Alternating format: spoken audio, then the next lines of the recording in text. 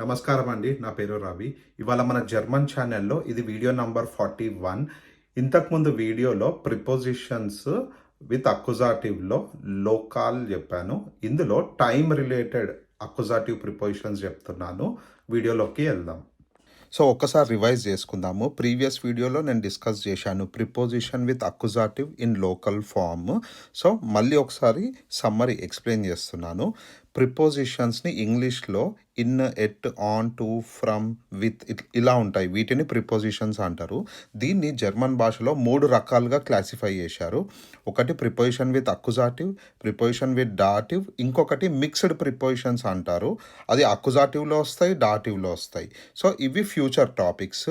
Previous వీడియోలో first point prepositions with accusative discuss చేశాము. దాంట్లో మనము లోకాల్ ప్రిపోజిషన్ డిస్కస్ చేశాము. కింద టేబుల్లో ఎక్కడనైతే రెడ్ కలర్లో ఉందో అది ప్రీవియస్ వీడియోలో డిస్కస్ చేసిన టాపిక్స్. ఇప్పుడు బ్లూ కలర్లో ఏవైతే మీకు కనిపిస్తున్నాయో అది ఈ వీడియోలో డిస్కస్ చేద్దాం. సో ఇప్పుడు ప్రిపోజిషన్ విత్ అక్యుజాటివ్లో టెంపోరల్ ప్రిపోజిషన్స్ డిస్కస్ చేద్దాం. టెంపోరల్ అంటే టైం రిలేటెడ్. ప్రీవియస్ వీడియోలో లోకాల్ అక్యుజాటివ్ ప్రిపోజిషన్స్ డిస్కస్ చేశాము. అవి పొజిషన్ బేస్డ్ ప్రిపోజిషన్స్. ఓకేనా, ఇది డిఫరెన్స్. లోకాల్ అంటే ఏంది, టెంపోరల్ అంటే ఏంది మీకు ఈ వీడియోతోని తెలవాలి. ఇప్పుడు ఫస్ట్ వన్, టెంపోరల్ ప్రిపోజిషన్స్లో 4 ఉన్నాయి. ఒకటి గెగెన్, ఫ్యూర్, ఓన్. ఓకే, ఈ గెగెన్, ఆల్రెడీ ప్రీవియస్ వీడియోలో డిస్కస్ చేశాం. ఇవి లోకాల్లో ఉంటాయి, టెంపోరల్లో కూడా ఉంటాయి. సో ఇక్కడ మనకు కొత్తగా వచ్చినాయి ఫ్యూర్, ఓన్. ఓకే, వీటి గురించి డిస్కస్ చేద్దాం. So first temporal accusative preposition గెగెన్. గెగెన్ అంటే అప్రాక్సిమేట్లీ అరౌండ్. ఇప్పుడు మనం తెలుగులో మాట్లాడతాం. ఎప్పుడు వస్తావురా అంటే నేను 8 గంటల వరకు ఇంచుమించు వచ్చేస్తా అంటాం చూడండి. అంటే 8 తర్వాత కావచ్చు, 8కి ముందు కావచ్చు, ఇంచుమించు about this time, around this time, ఈ టైం వరకు వస్తా అని చెప్తారు చూడండి. దాన్ని గెగెన్ యూజ్ చేయాలి. 2 సింపుల్ ఎగ్జాంపుల్స్ రాశాను. ఇవి మీరు చూస్తే మీకు అర్థమైపోతుంది. ఫస్ట్ ఎగ్జాంపుల్, గెగెన్ అక్ట్ ఉవర్ గే ఇష్ సువర్ షూల. ఓకే, ఈ సెంటెన్స్లో గెగెన్ అక్టువర్ అన్నది 1 వర్డ్. ఓకే, కానీ చూడండి స్పేస్ రాశాము. నేర్చుకోండి ఇలా రాయడము. సెకండ్ పొజిషన్లో గే ఉంది అంటే వర్బ్. జర్మన్ భాషలో సెకండ్ పొజిషన్లో ఎప్పుడు కూడా వర్బ్ ఉండాలి. సో దీనిది గే ది ఇన్ఫినిటివ్ ఫామ్, అంటే full form of the verb is గేయన్, అంటే టు గో అని అర్థం. ఓకే, ఇక్కడ ఇష్ ఉంది కాబట్టి గే అయింది. ఇవన్నీ వర్బ్ కాంజుగేషన్ కిందికి వస్తాయి. ఓకే, తర్వాత సువర్ షూల అంటే టు ద స్కూల్ అని అర్థం. So around 8 o'clock I go to the school. ఇక్కడ సువర్ షూల ఉంది కదా, అది ఎందుకు వచ్చిందో నెక్స్ట్ స్లైడ్లో ఎక్స్ప్లెయిన్ చేస్తాను. ఇక్కడ సువర్ షూల అంటే టు ద స్కూల్ అని అర్థం. ఇప్పుడు ఈ సెంటెన్స్ని నేను రీఫ్రేజ్ చేశాను. జర్మన్ భాషలో సెకండ్ పొజిషన్లో వర్బ్ ఉండాలి కదా. సో నేను ఏం చేశాను, సెకండ్ పొజిషన్లో వర్బ్ పెట్టాను, కానీ ఇష్ అని ఉన్నదాన్ని ఫస్ట్ ప్లేస్లో తెచ్చాను. చూడండి సెంటెన్స్ ఎలా మారింది. ఇష్ గెగెన్ అక్ట్ ఉవర్ సువర్ షూల. సో టెక్నికల్లీ ఈ సెంటెన్స్ కరెక్టే, కానీ జర్మన్ భాషలో ఎప్పుడైనా కానీ టైము ఫస్ట్ వర్డ్లో పెట్టామనుకోండి వినడానికి కూడా ఈజీ ఉంటుంది. 8 గంటలకు వస్తున్నాను, నేను 8 గంటలకు వస్తాను. సో మనము ఎదుటి మనిషితో మాట్లాడినప్పుడు ఇంపార్టెంట్ థింగ్ ఏంది, 8 గంటలకి అరౌండ్. సో ఎప్పుడైనా కానీ మీరు ఒక సెంటెన్స్ రాస్తే ఫస్ట్ టైం రాయడానికి ట్రై చేయండి. గెగెన్ అక్టువర్, నేను రేపు వస్తానని చెప్పాలనుకున్నారు అనుకోండి, మార్గన్ కామైష్, ఆ విధంగా రాయాలి. ఇప్పుడు సెకండ్ సెంటెన్స్, ఇది కూడా పై సెంటెన్స్ లాగానే ఉంది, కానీ కొంచెం చేంజ్ ఉంది. ఎందుకు చేంజ్ ఉందో డిస్కస్ చేయాలి మనం. ఈ విధంగా మీరు లాంగ్వేజ్ నేర్చుకుంటారు. ఓకేనా, సో నేను చెప్పాలనుకుంటున్నాను సాయంత్రం 8 గంటలకి తినడానికి వెళ్తాను. ఓకే, గెగెన్ స్వాన్జీ షువర్ గే ఇష్ సుమ్ ఎస్ఎన్. ఓకేనా, అంటే తినడానికి వెళ్తున్నాను. సో మీరు చూడండి గ్రీన్ కలర్తో అండర్లైన్ చేశాను. పైననేమో సువ షూల అయింది, కిందనేమో సుమ్ ఎస్ఎన్ అయింది. ఎందుకు అయింది దాని గురించి ఇప్పుడు నెక్స్ట్ స్లైడ్లో మాట్లాడదాం. సో ఫస్ట్ ఇంగ్లీష్ భాషలో టు అని ఒక ప్రిపోజిషన్ ఉంది. అది ఎప్పుడు యూజ్ చేస్తాం, I'm going to India, to India, అర్థమైంది కదా. తర్వాత I'm going to doctor. So ఇక్కడ చూడండి టు ఇండియా, టు డాక్టర్, రెండు కూడా టూనే వాడాం ఇంగ్లీష్లో.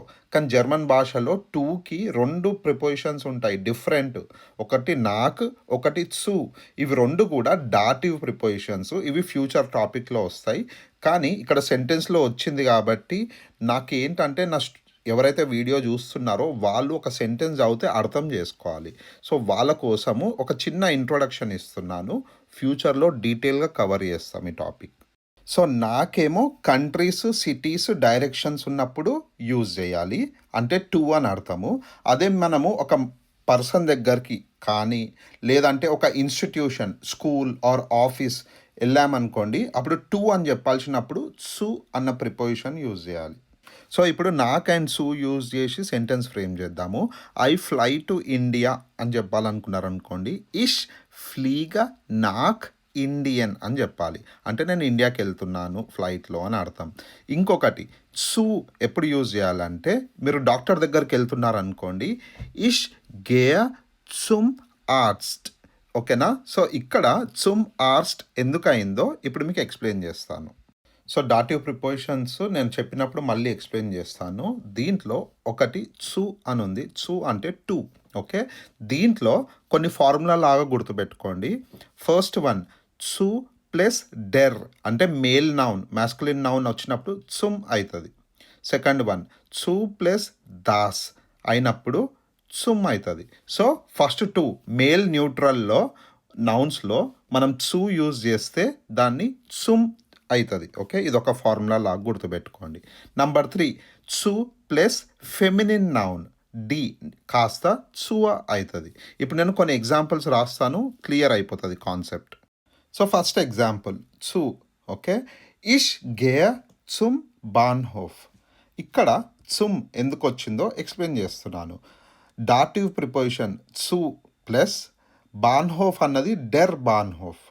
సో సు ప్లస్ డెర్ ఈస్ ఆల్వేస్ చుమ్, అందుకే చుమ్ బాన్హోఫ్ అయ్యింది.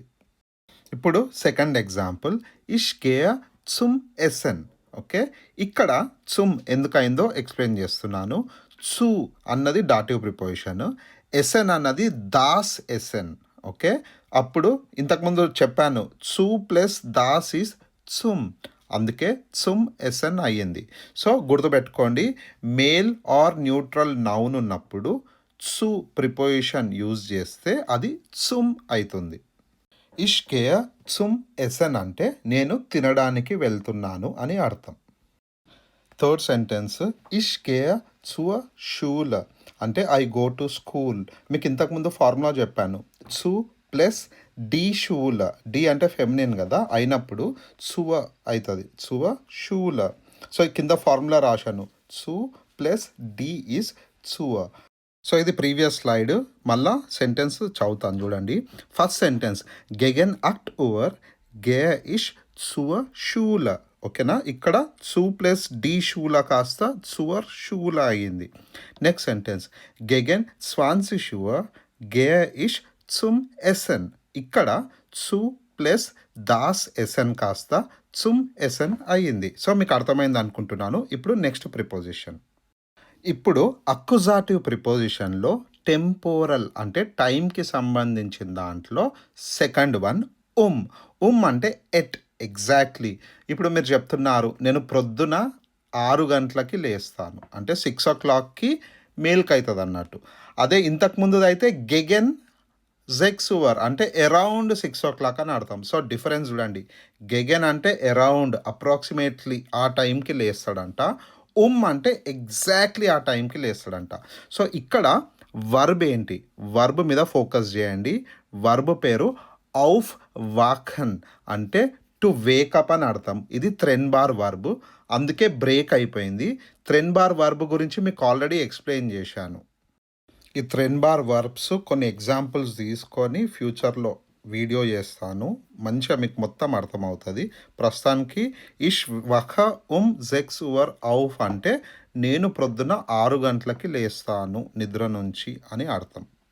సో నెక్స్ట్ ఎగ్జాంపుల్ డెర్ జూగ్ ఫేర్ట్ డ్రైట్సేనువర్ అంటే ట్రైన్ మధ్యాహ్నం 1 గంటలకు స్టార్ట్ అవుతుందంట.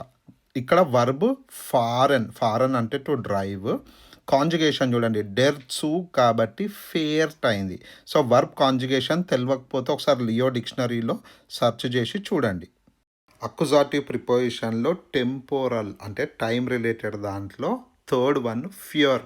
ఫ్యూర్ అంటే ఫర్. ఓకే, ఫస్ట్ ఎగ్జాంపుల్ చూడండి.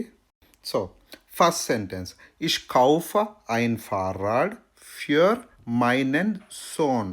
సో అంటే నేను నా కొడుకు కోసము ఒక సైకిల్ కొంటున్నా అని అర్థం. చూడండి, ఫ్యూర్ అక్యుజాటివ్ కాబట్టి మైన్ కాస్త మైనెన్ అయ్యింది. ఓకే, పైన చిన్న టేబుల్ వేసాను చూడండి, డెర్ కాస్త డేన్ అవుతుంది అక్యుజాటివ్లో, మైన్ కాస్త మైనెన్ అవుతుంది. సో నేను ఇదే సెంటెన్స్ని ఫీమేల్ వర్షన్లో కూడా రాశాను. మీరు రెండు సెంటెన్సెస్ చూస్తే మీకు డిఫరెన్స్ అర్థమైపోతుంది. సో పైన సెంటెన్స్లో ఏమన్నాను, నా కొడుకు కోసం ఒక సైకిల్ కొన్నాను అన్నాను. కింద సెంటెన్స్లో ఏం చేశానంటే సైకిల్ అన్నది డెర్ ఫార్వర్డ్ అంటే మేల్. కింద ఒక ఎగ్జాంపుల్ తీసుకున్నాను, ఫీమేల్ ఎగ్జాంపుల్ తీసుకున్నాను, బ్యాగ్ అయిన తష. ఓకే, కానీ ఎవరి కోసం కొంటున్నాను, కూతురు కోసం కొంటున్నాను. సో అప్పుడు సెంటెన్స్ ఎలా చేంజ్ అవుతుందో ఎక్స్ప్లెయిన్ చేశాను చూడండి. ఇష్ కౌఫ అయిన తష ఫ్యూర్ మైన టాక్టర్. ఓకే, టాక్టర్ అన్నది డి టాక్టర్, కూతురు, ఫెమినిన్. సో నామినాటివ్లో డి ఉన్నప్పుడు అక్యుజాటివ్లో కూడా డీనే ఉంటుంది. సో నామినాటివ్లో మైనా ఉంటే అక్యుజాటివ్లో కూడా మైనా ఉంటుంది. సో మీకు ఇది అర్థం కాలేదంటే మీరు అక్యుజాటివ్ వీడియో మళ్ళోసారి చూడాలి.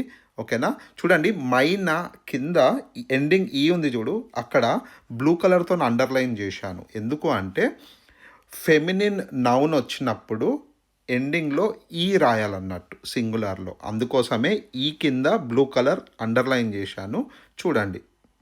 ఇదే సెంటెన్స్లో ఒకవేళ నేను నా కూతురికి సైకిల్ కొన్నాను అనుకోండి, అప్పుడు సెంటెన్స్ ఇలా ఉంటుంది, ఇష్ కౌఫ ఐన్ ఫార్రాడ్ ఫ్యూర్ మైన టాక్టర్. ఓకేనా, సో ఈ విధంగా కంపేర్ చేస్తూ చదవండి, మీకు లాంగ్వేజ్ ఈజీగా అర్థమవుతుంది. ఇప్పుడు అక్యుజాటివ్ ప్రిపోజిషన్లో టెంపోరల్లో లాస్ట్ వన్ ఓన. టెంపోరల్ అంటే టైం రిలేటెడ్. ఓకే, సో ఓన అంటే వితౌట్ అని అర్థము. సో రెండు ఎగ్జాంపుల్స్ రాశాను, డిస్కస్ చేద్దాం. సో ఇప్పుడు నెక్స్ట్ ఎగ్జాంపుల్, ఇక్కడ ఒక మనిషి పేరు రాశాను, యోవాకిమ్.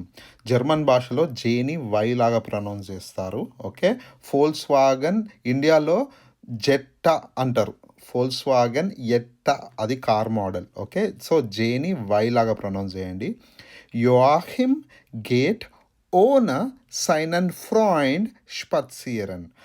ఓకే, ఇక్కడ వర్బ్ ఏంటిది, కింద బ్లూ కలర్లో రాశాను, స్పత్సియరన్ గేన్ అంటే to go for a walk.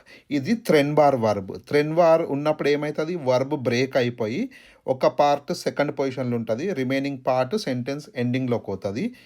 Already థ్రెన్ బార్ మీద వీడియో చేశాను, రెఫర్ చేయండి.